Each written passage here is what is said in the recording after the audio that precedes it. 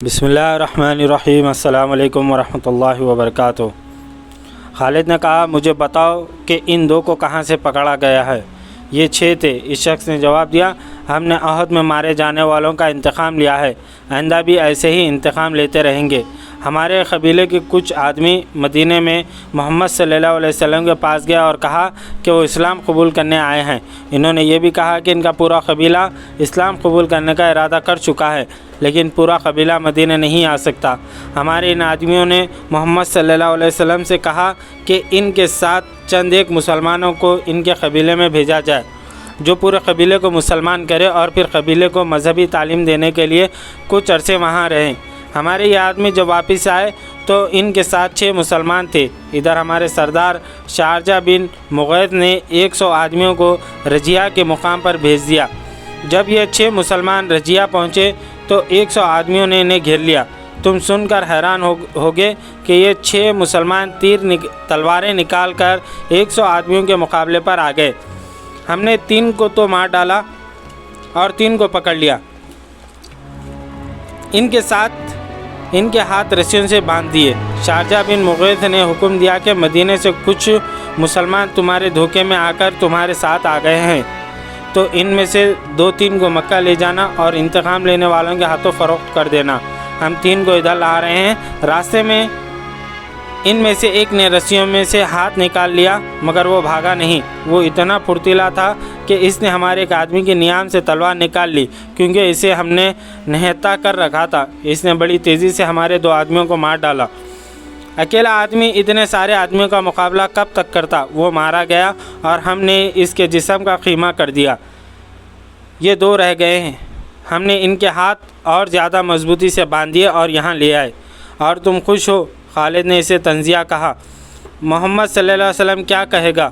अहले कुरैश और इनके दोस्त कबीले इतने बुज़दिल हो गए हैं कि अब धोखा देने और 6 आदमियों को 100 से मरवाने पर उतर आए हैं। क्या तुमने मुझे ये बात सुनाते शर्म महसूस नहीं की?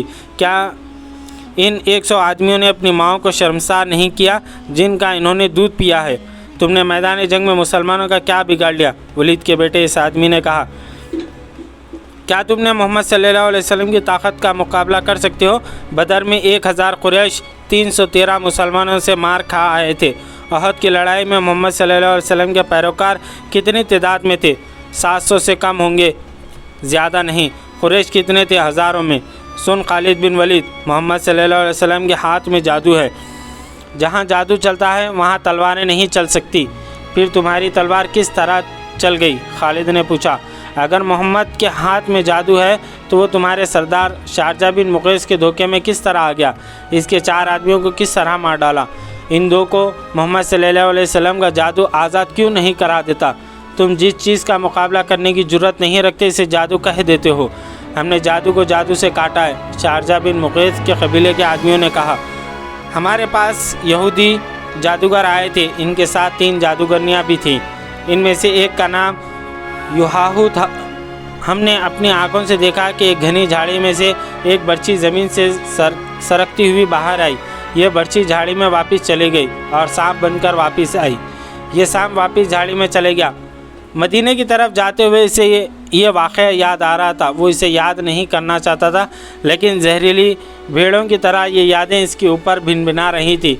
इसे युहाहू याद आई वो जादूगरनी थी या नहीं। इसके हुस्न में, जिस्म की साख्त, मुस्कुराहट और बोलने के अंदाज़ में जादू था। इसने शारजा बिन मुग़ैथ के इस आदमी के मुंह से युहाहू का नाम सुना तो वो चौंका। मौरका अहद के बाद जब अहले कुरैश की फ़ौज मक्का वापस आई थी तो मक्के के यहूदी ऐसे अंदाज से अबू सुफियान, खालिद और अकरमा के पास आए थे जैसे अहद में यहूदियों को शिकस्त हुई हो। यहूदियों के सरदारों ने अबू सुफियान से कहा था कि मुसलमानों को शिकस्त नहीं हुई और लड़ाई हार जीत के बगैर ख़त्म हो गई, तो ये कुरैश की शिकस्त है, ये यहूदियों की नाकामी है। यहूदियों ने अहले कुरैश के साथ इस तरह हमदर्दी का इजहार किया था जैसे वह अहले कुरैश की नाकामी पे गम से मर जा रहे हैं। इन्हीं दिनों खालिद ने पहली बार युहाहू को देखा। वो अपने घोड़े की टहलाई के लिए आबादी से बाहर निकल गया था। जब वो वापस आ रहा तो रास्ते में इसे युहाहू मिल गई।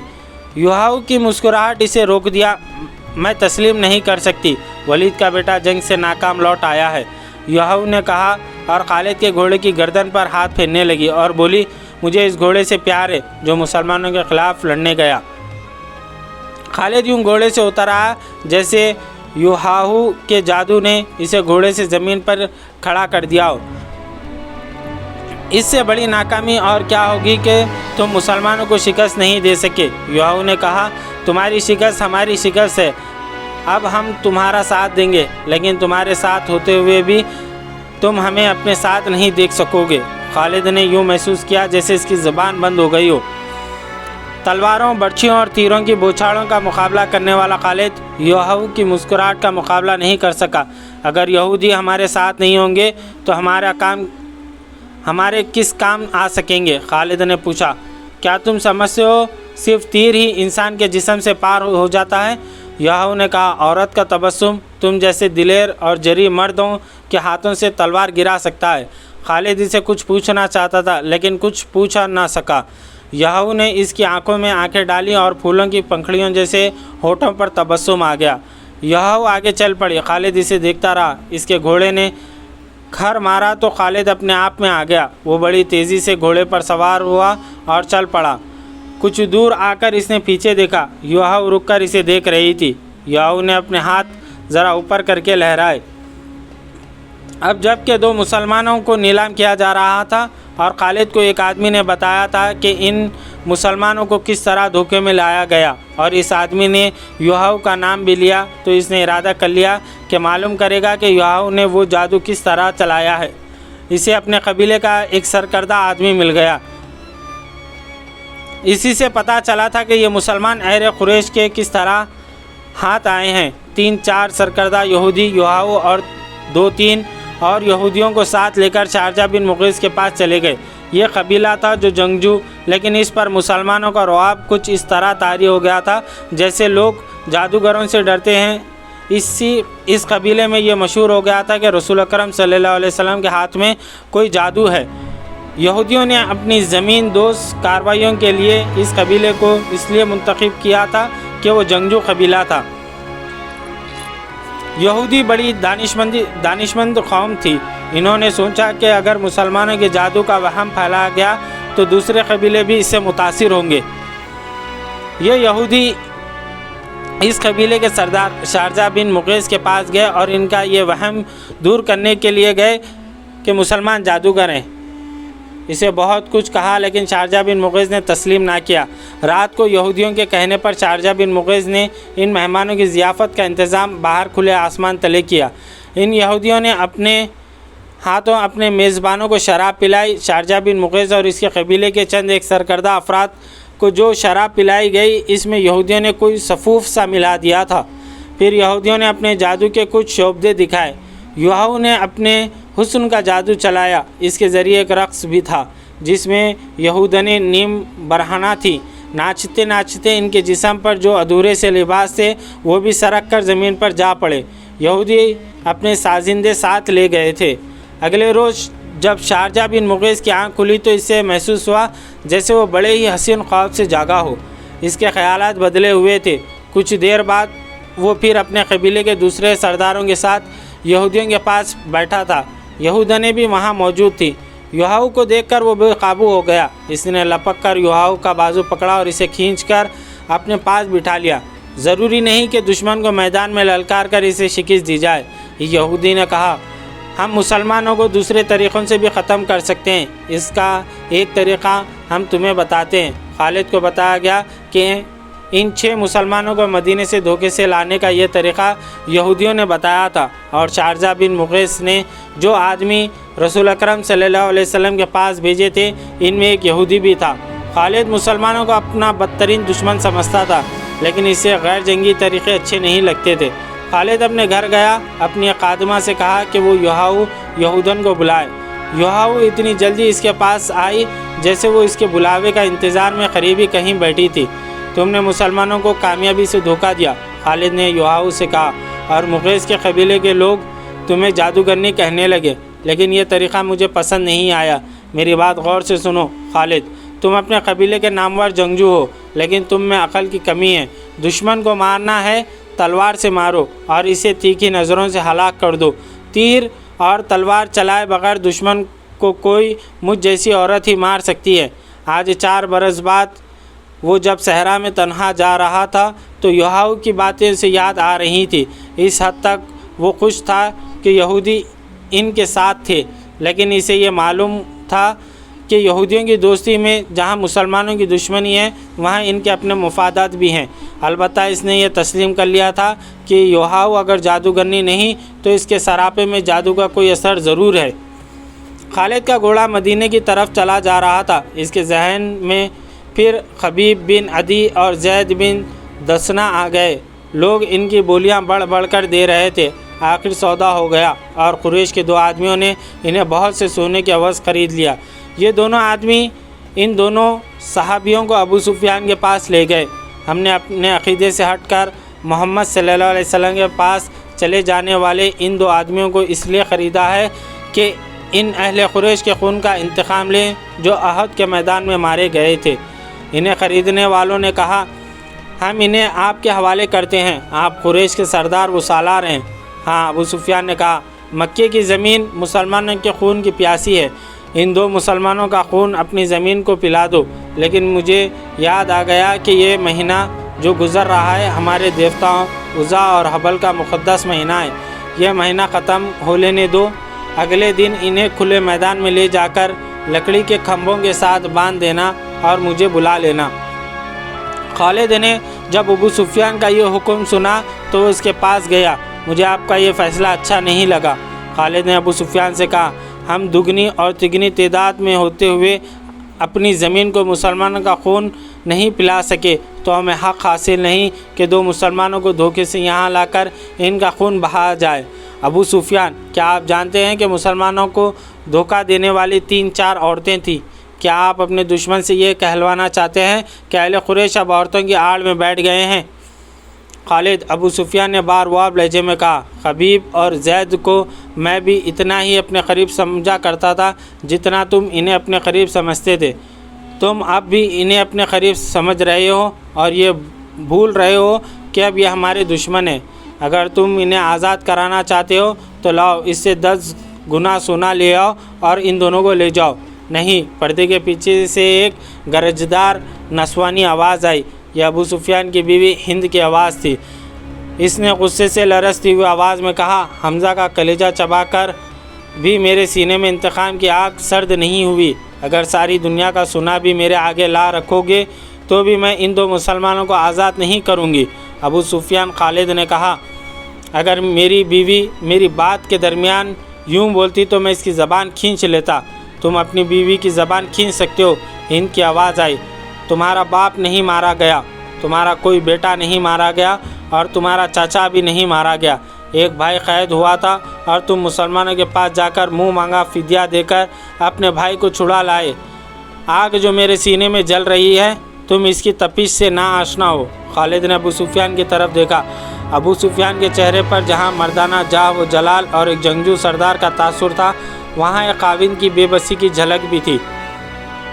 हाँ खालिद, अबू सुफियान ने कहा, जिसके दिल पर चोट पड़ती है इसके ख्यालात तुमसे बहुत मुख्तलिफ होते हैं। किसी को अपना दुश्मन कहना और कुछ और बात है, लेकिन अपने दुश्मन को अपने किसी अजीज़ का खून बख्श देना बड़ी ही नामुमकिन बात है। तुम किस किस को कायल करोगे? वो इन 2 मुसलमानों की जान बख्शिश कर दे। तुम जाओ खालिद, इन दोनों मुसलमानों को अपने कबीले के रहम व करम पर छोड़ो। खालिद खामोशी से वापस चला गया। फिर खालिद को वो भयानक मंज़र याद आया जब बाहर मैदान में लकड़ी के 2 खंभों के साथ खबीब और जैद बंधे खड़े थे। तमाशाइयों का चीखता चिल्लाता हुआ हुजूम इकट्ठा हो गया था। उधर से अबू सुफियान और हिंद घोड़ों पर सवार हुजूम में दाखिल हुए। हुजूम के नारों और इंतकामी नारे पहले से ज़्यादा बुलंद हो गए। अगर इस हुजूम में कोई खामोश था तो वो सिर्फ खालिद था। अबू सुफियान घोड़े पर सवार दोनों कैदियों के करीब गया और दोनों ने इससे कहा वो ज़िंदगी की आखिरी नमाज़ पढ़ना चाहते हैं। अबू सुफियान ने इन्हें इजाज़त दे दी। खालिद अब मदीने की तरफ जा रहा था। इसे जब वो मंज़र याद आया कि दोनों कैदियों के हाथ खोल दिए गए और वो क़िबला रूह होकर नमाज़ पढ़ने लगे। खालिद पर इस वक्त जो असर हुआ اور اب 4 برس بعد اس کی ذات سے ابھر آیا۔ گھوڑے کی پیٹھ پر بیٹھے خالد کا سر جھک گیا۔ خبیب بن عدی اور زید بن دسنہ ہجوم کی چیخ و پکار سے لا تعلق اپنی موت سے بے پرواہ خدا کے حضور رکوع و سجود میں محو تھے۔ انہوں نے نہایت اطمینان سے نماز پڑھی، دعا کے لیے ہاتھ اٹھائے۔ کوئی نہیں بتا سکتا، تاریخ بھی خاموش ہے کہ انہوں نے خدا سے کیا دعا مانگی۔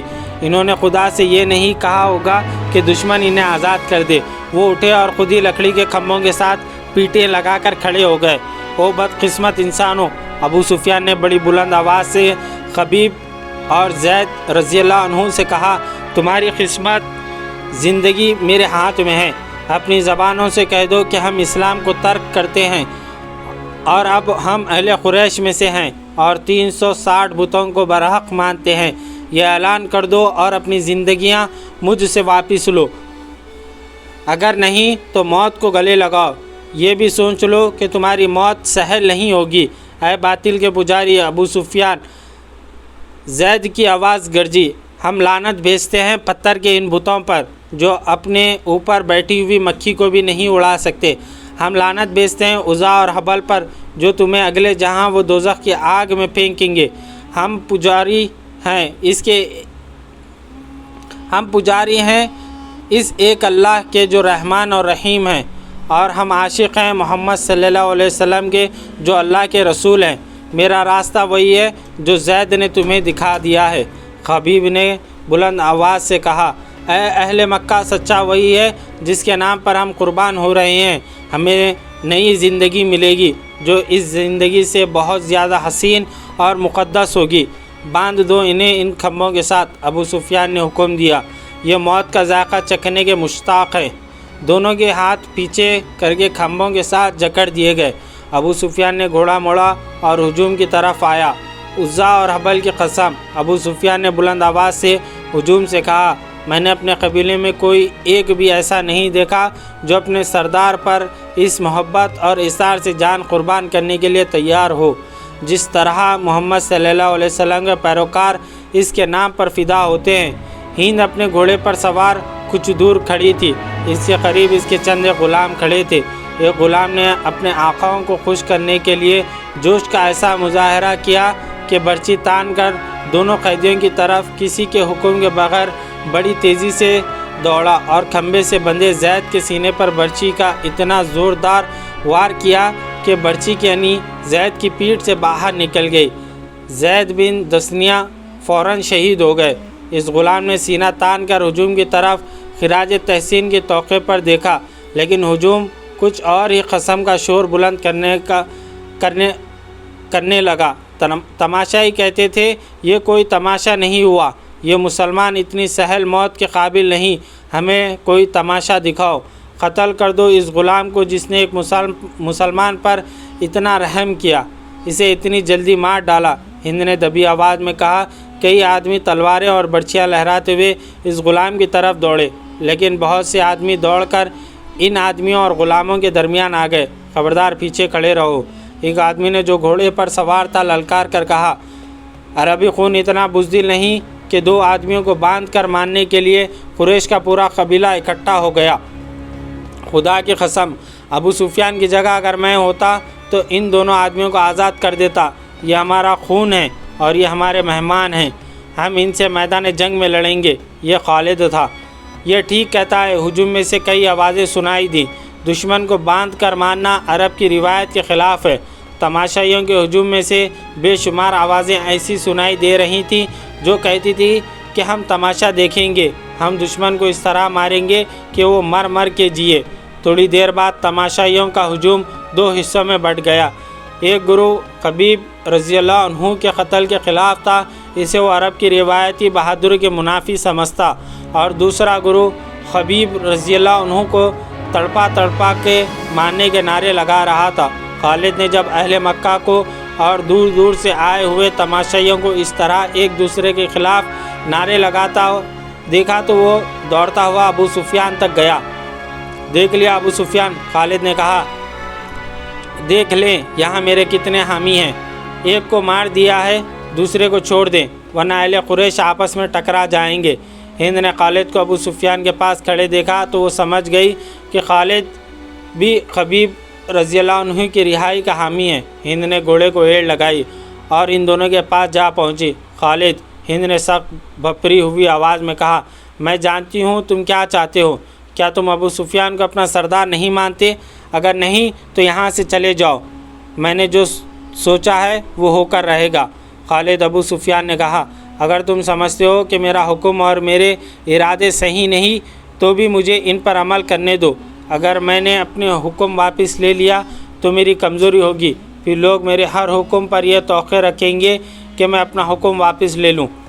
خالد کو آج مدینہ کے راستے میں یاد آ رہا تھا اور اسے افسوس ہو رہا تھا کہ اس نے ابو سفیان کا حکم مان لیا تھا۔ خالد کی خوبیوں میں سب سے بڑی خوبی نظم و نسق اور اپنے سردار کی اطاعت تھی۔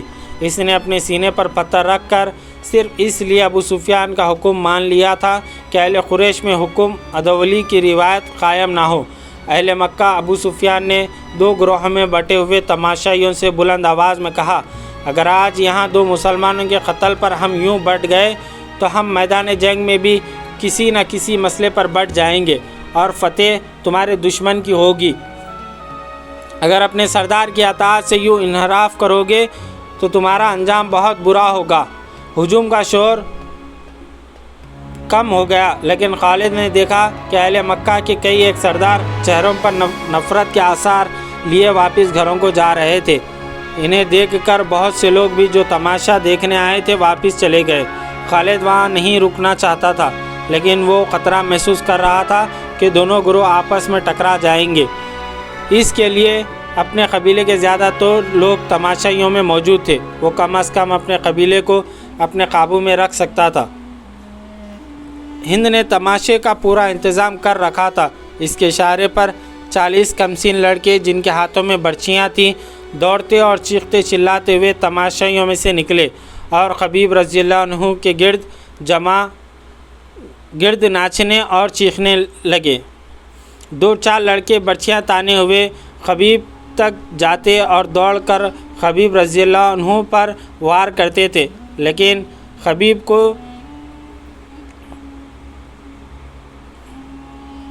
کو زخم پہنچائے بغیر ہاتھ روک لیتے۔ خبیب رضی اللہ عنہ بدکتے اور نعرہ لگاتے تھے، میرا خدا سچا ہے اور میرا رسول سچا ہے۔ چند اور لڑکے اس طرح برچیاں تان کر ان پر ہلّا بولتے جیسے خبیب رضی اللہ عنہ کے جسم کو چھلنی کر دیں گے، لیکن وار کر کے وار روک لیتے۔ خبیب رضی اللہ عنہ کے بدکنے پر تماشائیوں کا ہجوم داد تحسین کے نعرے اور خے خے لگاتا۔ لڑکوں کا یہ کھیل کچھ دیر جاری رہا۔ اس کے بعد لڑکوں نے یہ طریقہ اختیار کیا کہ برچھی کا وار بڑی زور سے کرتے، لیکن خبیب رضی اللہ عنہ کے جسم پر اتنا سا وار لگتا کہ برچھیوں کی انیاں کھال میں ذرا سی اتر کر پیچھے جاتی۔ بہت دیر تک یہی کھیل چلتا رہا۔ تماشائی داد تحسین کے نعرے اور خبیب رضی اللہ عنہ اللہ اکبر اور محمد رسول اللہ صلی اللہ علیہ وسلم کے نعرے بلند کرتے رہے۔ خبیب رضی اللہ عنہ کے کپڑے خون سے لال ہو چکے تھے۔ ابو جہل کا بیٹا اکرمہ ہاتھ میں برچھی لیے ان لڑکوں کے پاس جا پہنچا اور انہیں ہدایت جاری کرنے لگا۔ لڑکے اب اپنی برچیاں خبیب رضی اللہ عنہ کے جسم میں چبو رہے تھے اور گول دائرے میں گھومتے اور ناچتے تھے۔ خبیب رضی اللہ عنہ کے جسم کا کوئی بھی حصہ ایسا نہ رہا جہاں پر برچھی نہ چبھی ہو اور وہاں سے خون نہ ٹپک رہا ہو۔ ان کے چہرے پر بھی برچیاں ماری گئیں۔ جب بہت دیر گزر گئی اور لڑکے ناچ ناچ کر اور برچیاں چبو چبو کر تھک گئے تو اکرمہ لڑکوں کو وہاں سے ہٹا لیا۔ خبیب رضی اللہ عنہ خون میں نہائے ہوئے تھے اور وہ ابھی زندہ تھے اور ہر طرف دیکھ رہے تھے۔ ان کے نعروں میں کمی نہیں آئی تھی۔ اکرمہ نے ان کے سامنے کھڑا ہو گیا اور برچھی تان کر خبیب رضی اللہ عنہ کے سینے میں اتنی زور سے ماری کہ فاصلہ کم ہونے کی وجہ سے برچھی خبیب رضی اللہ عنہ کے جسم سے پار ہو گئی۔ خبیب رضی اللہ عنہ شہید ہو گئے، ان کی لاشیں یہیں بندھی رہنے دو۔ ہند کی گرجدار آواز سنائی دی، اب کئی دن ان کی لاشوں کے گلنے سڑنے کا تماشا دیکھتے رہو۔ یہ واقعہ جولائی 225 عیسوی کا تھا جو خالد رضی اللہ عنہ کو یاد آ رہا تھا۔ اس نے اپنے دل میں درد کی ٹھیس محسوس کی۔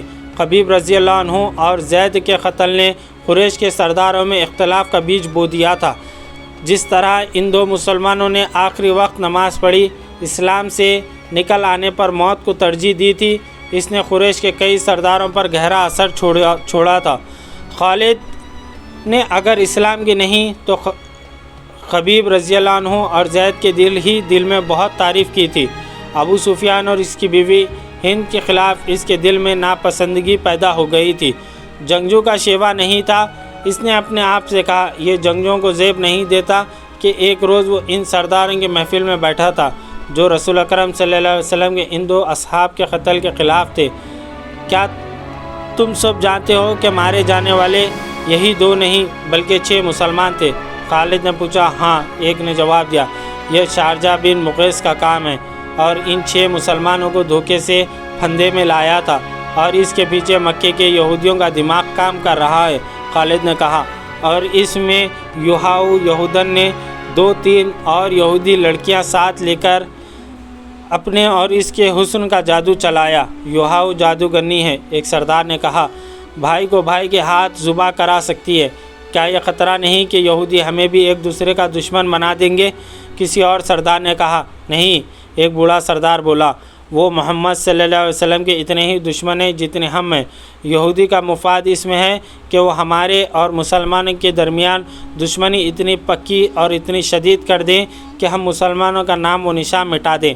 ہمیں یہودیوں پر شک نہیں کرنا چاہیے، ایک سردار نے کہا، بلکہ ضرورت یہ ہے کہ ہم یہودیوں کو مسلمانوں کے خلاف زمین کے نیچے استعمال کریں، لیکن ایسے نہیں جیسے شارجہ نے کیا، خالد نے کہا، اور ایسے بھی نہیں کہ جیسے ابو سفیان اور اس کی بیوی نے کیا۔ کیا تم سب جانتے ہو کہ یوحاؤ مکے کے چند ایک یہودیوں کے ساتھ مدینے چلی گئی ہے؟ بوڑھے سردار نے پوچھا اور خود ہی جواب دیا، وہ مدینے اور ارد گرد کے یہودیوں اور دوسرے قبائل کو مسلمانوں کے خلاف ابھاریں گے۔ اسلام کے فروغ سے وہ لوگ خود خطرہ محسوس کر رہے ہیں۔ اگر محمد صلی اللہ علیہ وسلم کا عقیدہ پھیلتا چلا گیا تو وہ میدان جنگ میں محمد صلی اللہ علیہ وسلم کے پیروکاروں کا جذبہ یہی رہا تو ہم دیکھ چکے ہیں، تو خدائے یہودا کا سورج غروب ہو جائے گا، لیکن یہودی لڑنے والی قوم نہیں۔ خالد نے کہا، وہ میدان جنگ میں ہمارا ساتھ نہیں دے سکتی، مسلمانوں کے لیے وہ میدان جنگ میں زیادہ مہلک ثابت ہوں گے۔ ایک اور سردار نے کہا، وہ اپنی یوحاؤ جیسی دلکش لڑکیوں کے ذریعے مسلمان سرداروں اور سالاروں کو میدان جنگ میں اترنے کے قابل نہیں چھوڑیں گے۔ یوحاؤ کا کردار خالد بھلا نہیں پا رہا تھا اور 4 برس پرانی باتیں اسے سنائی دے رہی تھی۔ وہ مدینے کی طرف چلا جا رہا تھا اور احد کی پہاڑی اوپر اٹھتی چلی آ رہی تھی۔ پھر یہ پہاڑی اس کی نظروں سے اوجھل ہونے لگی۔ اس کا گھوڑا گھاٹی اتر رہا تھا۔ یہ کوئی 1 میل لمبا اور 1.5-2 فرلانگ چوڑا نشیب تھا۔ اس میں کہیں کہیں مخروطی ٹیلے کھڑے تھے۔ یہ ریتیلی مٹی کے تھے۔ خالد کو دوڑتے قدموں کی آہٹ سنائی دی۔ اس نے چونک کر ادھر دیکھا اور اس کا ہاتھ تلوار کے دستے پر چلا گیا۔ وہ 4-5 غزال تھے جو اسے نیچے دوڑتے جا رہے تھے۔ کچھ دور جا کر ایک غزال نے دوسرے غزال کے پہلو میں ٹکر ماری، پھر دونوں غزال آمنے سامنے آ گئے اور ان کے سر ٹکرانے لگے۔ دوسرے غزال انہیں دیکھنے رک گئے۔ اتنے خوبصورت جانور آپس میں لڑتے اچھے نہیں لگتے۔ خالد انہیں دیکھتا رہا۔ ایک تماشائی غزال نے خالد کے گھوڑے کو دیکھ لیا۔ اس نے گردن تانی اور کھر زمین پر مارا۔ لڑنے والے غزال جہاں تھے وہیں ساخت و جامد ہو گئے اور پھر تمام غزال ایک طرف بھاگ کھڑے ہوئے اور خالد کی نظروں سے اوجھل ہو گئے۔ قریش کے سردار 2 گروہوں میں بٹ گئے تھے۔ ان کی آپس میں دشمنی پیدا نہیں ہوئی تھی، لیکن پیار محبت اتحاد والی پہلی سی بات بھی نہیں رہی تھی۔ خالد کو یاد آ رہا تھا کہ سب ابو سفیان کی سرداری اور سالاری کو تسلیم کرتے تھے، لیکن کھچاؤ سا پیدا ہو گیا تھا۔ جب اتحاد کی ضرورت تھی اس وقت اہل قریش نفاق کے راستے پر چل نکلے تھے۔ خالد کو یہ صورتحال سخت ناگوار گزری تھی۔ کیا آپ کو معلوم نہیں کہ آپس کا نفاق دشمن کو تقویت دیا کرتا ہے؟ خالد نے ایک روز ابو سفیان سے کہا، کیا آپ نے کبھی سوچا کہ اس نفاق کو اتفاق میں کس طرح بدلا جا سکتا ہے؟ بہت سوچا ہے خالد، ابو سفیان نے اکتیا ہوئے لہجے میں کہا، بہت سوچا ہے۔ سب مجھے پہلے کی طرح ملتے ہیں، لیکن میں محسوس کرتا ہوں کہ بعض کے دل صاف نہیں، کیا تم کوئی صورت پیدا کر سکتے ہو کہ دلوں سے میل نکالا جائے؟ ہاں، میں نے ایک صورت سوچی ہے، خالد نے کہا۔ میں یہی تجویز آپ کے سامنے لا رہا تھا۔ جن سرداروں کے دلوں میں میل پیدا ہو گیا ہے وہ اب سمجھنے لگے ہیں کہ ہم نام کے جنگجو رہ گئے ہیں اور ہم نے مسلمانوں کا ڈر اپنے دلوں میں بٹھا لیا ہے۔ شارجہ نے 6 مسلمانوں کو دھوکہ دے کر اور ان میں سے 2 کو آپ کے ہاتھوں مروا کر ہماری شکل و صورت ہی بدل ڈالی ہے۔ اس کا علاج یہ ہے کہ ہم مدینے پر حملہ کریں یا مسلمانوں کو کہیں للکاریں اور ثابت کر دیں کہ ہم جنگجو ہیں اور ہم مسلمانوں کو ختم کر کے ہی دم لیں گے۔ ہمارے پاس جواز موجود ہے، ابو سفیان نے کہا۔ میں نے احد کی لڑائی میں آخری میں محمد کو للکار کر کہا تھا کہ تم نے بدر میں ہمیں شکست دی تھی، ہم نے احد کی پہاڑی کے دامن میں انتقام لے لیا۔ میں نے محمد سے یہ بھی کہا تھا کہ قریش کے سینوں میں انتقام کی آگ جلتی رہے گی، ہم اگلے سال تمہیں بدر کے مقام پر للکاریں گے۔ ہاں مجھے یاد ہے، خالد نے کہا۔ ادھر سے عمر کی آواز آئی تھی، اس نے کہا تھا کہ ہمارے اللہ نے چاہا تو ہماری اگلی ملاقات بدر کے میدان میں ہی ہوگی۔ آواز تو عمر رضی اللہ عنہ کی تھی، الفاظ محمد صلی اللہ علیہ وسلم کے تھے۔ ابو سفیان نے کہا، محمد صلی اللہ علیہ وسلم بہت زخمی تھا، وہ اونچی آواز میں بول نہیں سکتا تھا۔ میں محمد صلی اللہ علیہ وسلم کو پیغام بھیجتا ہوں کہ فلاں دن بدر کے میدان میں آ جاؤ اور اپنے انجام کو پہنچو۔ دونوں نے ایک دن مقرر کر لیا اور فیصلہ کیا کہ کسی یہودی کو مدینے بھیجا جائے۔ دوسرے ہی دن ابو سفیان نے قریش کے تمام سرداروں کو اپنے ہاں بلایا اور بڑے جوش و خروش کے ساتھ اعلان کیا کہ وہ مسلمانوں کو بدر کے میدان میں للکار رہا ہے۔ قریش یہی خبر سننے کے منتظر تھے، انہیں اپنے عزیزوں کے خون کا انتقام لینا تھا۔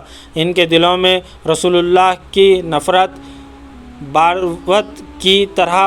بارود کی طرح بھری ہوئی تھی جو ایک چنگاری کی منتظر تھی۔ وہ کہتے تھے کہ محمد صلی اللہ علیہ وسلم نے باپ بیٹے کو اور بھائی بھائی کو ایک دوسرے کا دشمن بنا دیا ہے۔ ابو سفیان اس اعلان نے سب کے دل صاف کر دیے اور جنگی تیاریوں کی باتیں کرنے لگے۔ ایک دانشمند یہودی کو پیغام دیا گیا کہ وہ مدینے جا کر نبی اکرم صلی اللہ علیہ وسلم کو دیکھ کر جواب لے آئے۔ خالد کو یاد آ رہا تھا کہ وہ اس روز کس قدر مطمئن اور مسرور تھا۔ قریش کے سرداروں کے دلوں میں جو تقدر پیدا ہو گیا تھا وہ صاف ہو گیا۔ خالد بڑے ہانکنے والا آدمی نہیں تھا، لیکن اس نے طے کر لیا تھا کہ رسول اکرم صلی اللہ علیہ وسلم کو اپنے ہاتھوں سے قتل کرے گا۔ یہودی ایلچی جواب لے کر آ گیا۔ رسول اکرم صلی اللہ علیہ وسلم نے ابو سفیان کے للکار کو قبول کر لیا تھا۔ لڑائی کا جو دن مقرر ہوا وہ مارچ کا تھا، لیکن ہوا یوں کہ سردیوں کے موسم میں جتنی بارش ہوا کرتی تھی اس سے بہت کم ہوئی۔ اس کا نتیجہ یہ ہوا کہ یہ موسم تقریباً خشک گزر گیا اور مارچ کے مہینے میں گرمی اتنی زیادہ ہو گئی جتنی اس کے 2-3 ماہ بعد ہوا کرتی تھی۔ ابو سفیان نے اس موسم کو لڑائی کے لیے موزوں نہ سمجھا۔ اسے یاد آنے لگا خالد شرمسار کر دیا ہے۔ وجہ یہ ہوئی تھی کہ ابو سفیان موسم کی گرمی کا بہانہ بنا رہا ہے۔ مشہور مورخ ابن سعد لکھتا ہے کہ ابو سفیان نے قریش کے سرداروں کو بلا کر کہا وہ کوچ سے پہلے مسلمانوں کو خوفزدہ کرنا چاہتا ہے۔ اس نے یہودیوں کی خدمات حاصل کی اور انہیں خاصی اجرت دے کر تاجروں کے بھیس میں مدینے بھیج دیا۔ انہیں ابو سفیان نے یہ کام سونپا تھا کہ وہ مدینے میں یہ افواہ پھیلائیں اتنی زیادہ تعداد میں بدر کے میدان میں آ رہے ہیں جو مسلمانوں نے پہلے کبھی نہیں دیکھی۔